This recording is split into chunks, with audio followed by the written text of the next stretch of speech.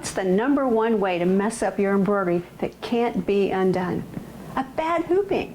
I'm Linda Goodall, and I want to show you one of my most favorite embroidery accessories ever. It doesn't matter how good your machine is, it can't correct a bad hooping. Oh sure, you might have a machine like this one that has a camera in it that can align things up, but aligning is the only part of the hooping conundrum. A bad hooping can mean that it's in the wrong place, or it's not properly tensioned, and by that I mean that you either stretch the fabric or the fabric is not smoothly and evenly hooped. And let's face it, hooping is the least fun part of the embroidery process. In fact, when we think of embroidery, we think of either the stitching part or the done part once we have it out of the hoop. Who thinks of the preliminary preparation? And who thinks of hooping? So hooping properly is definitely not an insignificant part of the embroidery process.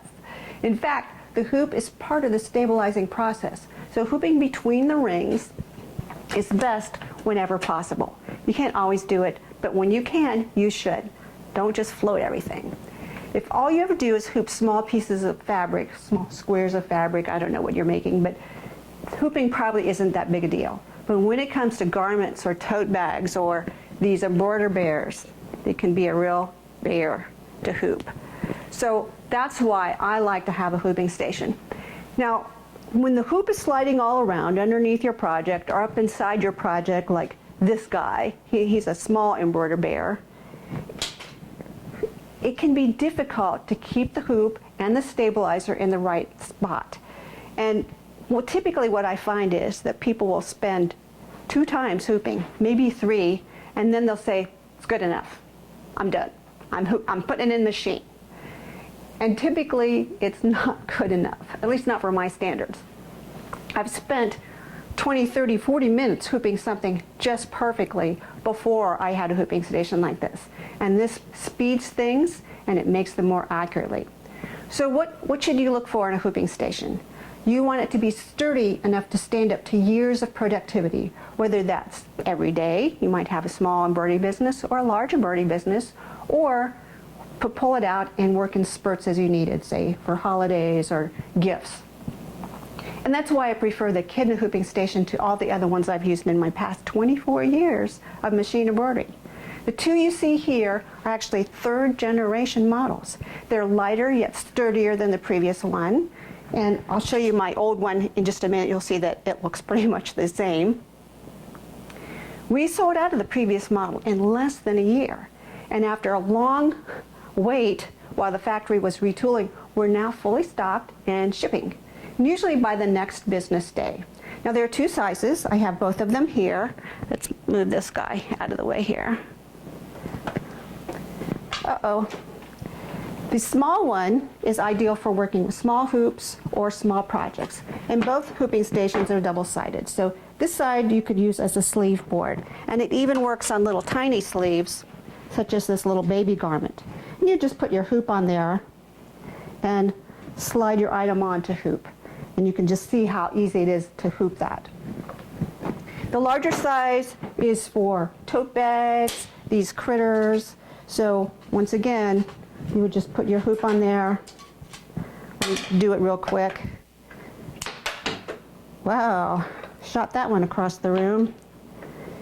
And we're not going to do a normal standard hooping here with any stabilizer, but I just want to show you how this would work. So these guys are not very flat on the front. They have pleats, they have darts, and you're just going to smooth the fabric out. And I'd probably use a Hydra stick stabilizer, and then I'm going to press the inner hoop in and take it to my machine. I really like the Hydra stick stabilizer because it'll help hold things. And these are kind of shifty little guys. Now here's the large hooping station. And it too is double-sided. I'm not going to flip it over. This is the large size. The other side is for youth or small women. Some of my shirts I hoop on the small size. Most of them I can hoop on this side. And you just put your hoop on there, and I want you to know that you can actually hoop without the magnets, because see, this is tilted. I like this angle. It makes it easier to hoop than hooping flat on the table, but your hoop kind of sticks to this surface. So I'm going to find a position for my hoop.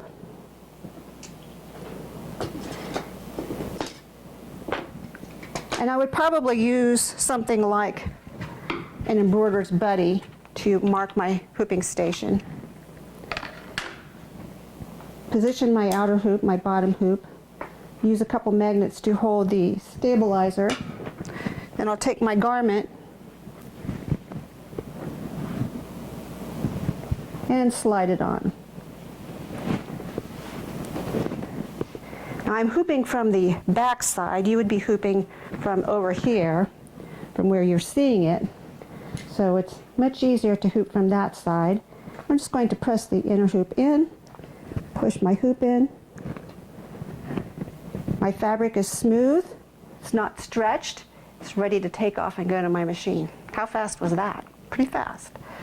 So this is the new hooping station. I want to show you my old hooping station, just so you can see that if you have one of the old ones and you want to add a new one, because you didn't get both sizes, they look very similar. So I have customized mine. I've added some racing stripes. I've put some dots on here for target stickers for placement to make it easier to place. A lot of times when I'm working, I will tape a template right to my hooping station. And this was for doing these in the hoop doggy bandanas. The collar just slips right through that casing there. And so I would just use that to line up my hoop this way so I could get my fabric hooped. You can still take a template and tape it on your garment to use. So I think you can see that these are going to speed your hooping. They're going to make it easier. The hooping stations can be purchased either individually or as a combo. Combo is the better deal. Shipping is free in the US. Hooping stations come boxed flat, so you'll need to do a little assembly. It's not hard, it's very easy, it only takes a screwdriver. And there is a video on that. I do have some other videos on more extensive hooping, so if you need hooping lessons, go check out the other videos in this playlist. So you might be thinking, I have that machine, has a camera in it. What do I need that for? Because when we have a design that pretty much maxes out our hoop, if we don't hoop it pretty accurately, we cannot align it on the machine. Blech. We can't align it on the machine because there's just not enough wiggle room. And besides, you really want to use the smallest hoop for the design, and if your machine comes close to maxing out, you just won't have that space. So to have your hooping station shipped right to your door, just go to the link below. We currently ship free in the US, as I mentioned before, often the same or the next business day. All you need to do to put it together is a screwdriver, and go check out that video if you need help. So once you start using your hooping station, you'll wonder how you ever got along without it. I certainly do. Thanks for watching.